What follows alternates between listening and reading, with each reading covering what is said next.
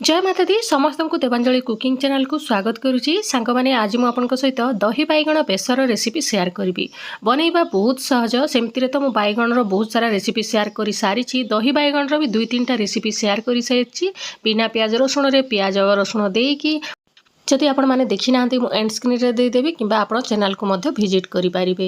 ये रेसिपी किंतु पूरा यूनिक दही बैगण बेसर बहुत ही टेस्टी लगी था गरम भात सहित खावाई। चलतु ताहले वीडियो को पूरा लास्ट पर्यंत देखूँ। ये देखूँ मुझे 3टा बैगण नहीं आप निज परिमाण अनुसार घर लोक केते अच्छी से हिसाब से आप बैगण नेबे। आउ बैगण माने लंबा बड़ छोट एमती किसी असुविधा ना जमती प्रकार बैगण आपको मिलूँ से बैगण नेबे। तापर आम बैगण को तार डेम्फ को काटिकी एभलिया स्लाइस आकार रे काटी नबा। दही बैगण जमती आम बनाऊ सेम माने सेमती ही कटा जीव। एठी देखंतु एभलिया आम चिरा लगे नबा बैगण को पूरा पतला पतला कर काटी नबा जमती कि छाणिले आमको सहज हबो। एठी देखंतु मु सबुतक बैगण काटी सारी एबे चलतु तेल गरम करबा याकू छाणीबा। एबे मु तेल गरम कर सारी भल भाव में तेलटा गरम हो सारे आम बैगण को दबा। टिके जदि तेल ठंडा रहिबना बैगण पूरा तेल को शोषी नब आ बहुत तेलिया हो भल लगे। एबे आम सबुतक बैगण देदबा आउ एबे भलसे याकू पूरा नाली पड़िबा पर्यंत भलसे बैगण सिझिला पर्यंत आम भाजी नबा। सांग माने भिडियोटी जदि भल लगिला भिडियोटी को लाइक भी करदेवे आ घरे थरे निहाती ट्राए करेंगे देखिए बहुत भल लगी था ये रेसिपीटा। एबे तो सेमती बैगण पूरा फ्रेश आ बढ़िया मिलूँ कम दाम रे भी मिलूँ आप रेसिपी थोड़े ट्राए करेंगे। ये देखो भलसे पूरा नाली पड़ी आसला आम या काढ़ी नबा। तापर आम यापाई चलतु दही आउ बेसर बनइबा माने दही बेसर पाई गोटे मिक्सचर बनइबा। मु गोटे जगार नहीं जाइए दही गोटे गिना खंडे नहीं आप निज परिमाण अनुसार कम बेसी करें। तापर एथिरे सोरिष बटा देदबा। सोरिष बटारे मु 3 चामच सोरिष आउ टिके कंचा लंका आधा चामच जीरा आउ रसुण टिके बाटिकी एथिरे दे देइछि। टिके धनिया पत्र मध्य बाटिला बेले को देदेबे भल लागिवो। तापर टिके पानी दे देइछि एथिरे ग्राइंडर जार को धोईकी तापर देदबा हळदी गुंड आउ टिके टेस्ट अनुसार देदबा लंका गुंड केते राग खाइबा चाहूथिबे से हिसाब रे देबे। एबे आमे सबुतक बेसर पानी को भलसे गोळै नबा दही रे जाद्वारा कि दही आउ तेल रे देले आउ फाटी जीवनी। सेमती रे तो दही को तेल रे देई देले ही पूरा छिंडी छिंडी जाय थाए माने पूरा पनीर आकार रे ही जाय थाए। सेहिति पई दही रे ए भलिया मसाला पके कि जदि आमे करबा ना दही जमार फाटीबनी आउ भलसे सिझी भी पारिबो। एबे देखंतु भलसे मु गोळै सारिची चलंतु आमे याकू साइड रे रखि नबा आउ थरे कढ़ेबा पैन गरम करी नबा।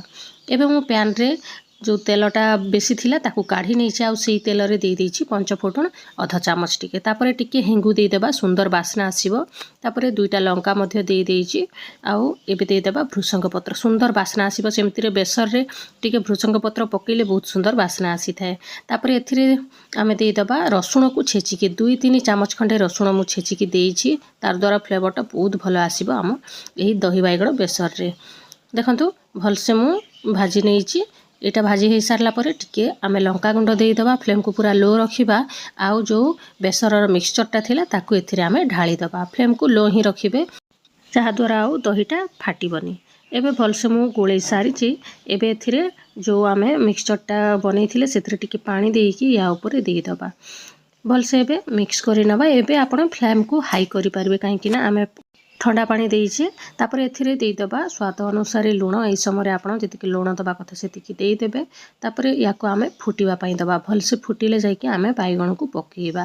बनइबा बहुत सहज सांग माने सीधा बैगण को छाणी के बेसर आउ दही को गोळे के सीधा आपण छुंको देदेबे बहुत भल लागिवो।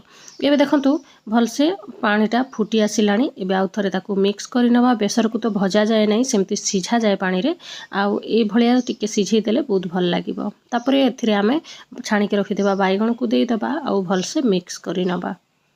सांग माने ए पर्यंत आपण मन जदि चैनल रे नवा अछंती चैनल को मध्य सब्सक्राइब कर देंतु ए भलिया टेस्टी टेस्टी रेसिपी देखिबा पई। भलसे एटा टिके फुटिबा पई दबा आमे बैगण को दही आउ बेसर सहित जहाद्वारा बैगणटा भलसे आपजप करि नब ए झोल को। एबे आमे फुटिगले या ऊपर देदबा बहुत सारा धनिया पत्र बहुत बढ़िया बास्ना आसीबो सुंदर फ्लेवर दब टिके आपण देदेबे। आउरी किछि गरम मसला कि किछि दरकार नाही। देखंतु केते सहजरे आमर दही बैगण बेसर रेडी हो गला। आज ही आपण मैंने घरे थरे बनईकी समस्त को खाइबा को दिंतु देखिए समस्ते पसंद करेंगे। सेमती तो बैगण पूरा समस्त घरे अच्छी एटा किसी बड़ कथा नुह आप थरे ट्राए करंतु। Thank you for watching.